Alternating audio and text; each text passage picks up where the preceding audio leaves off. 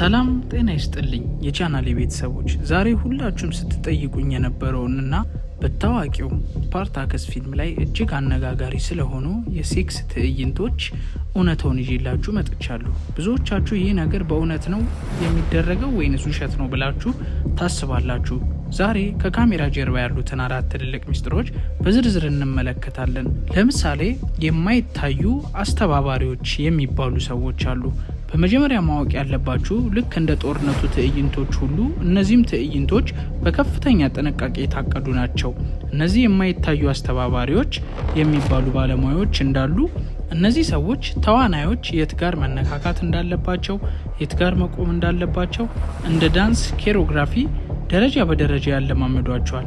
ስለዚህ ድርጊቱ ስሜታዊ ሳይሆን ቴክኒካዊ ይሆናል ማለት ነው። በመቀጠል ልዩ ልዩ የሆኑ አልባሳቶች። ተዋናዮቹ እርቃናቸውን የሆኑ ቢመስሉ በፍጹም እርቃናቸውን ግን አይደሉም። ሰከንድ ስኪን የሚባሉ ከሰውነት ቀለም ጋር የሚመሳሰሉ በጣም ስስ መሸፈኛዎችን ይጠቀማሉ። እነዚህ መሸፈኛዎች ከካሜራ እንዳይታዩ ተደርገው ነው የሚሰሩት።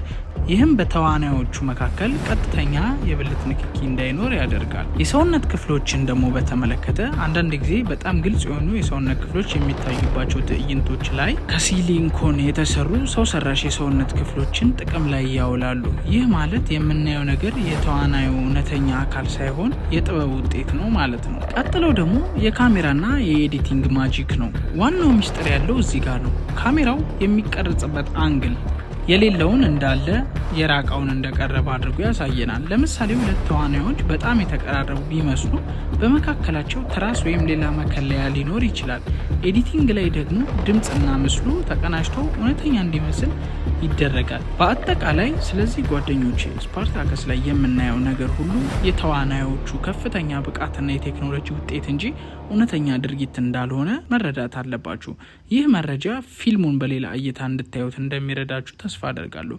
ቪዲዮ ከተመቻችሁ ላይክ፣ ሰብስክራይብ ማድረጋችሁን እንዳትረሱ። ቀጣይ በምርጥ ስራ እስካገኛችሁ ድረስ ደህና ሰንብቱልኝ።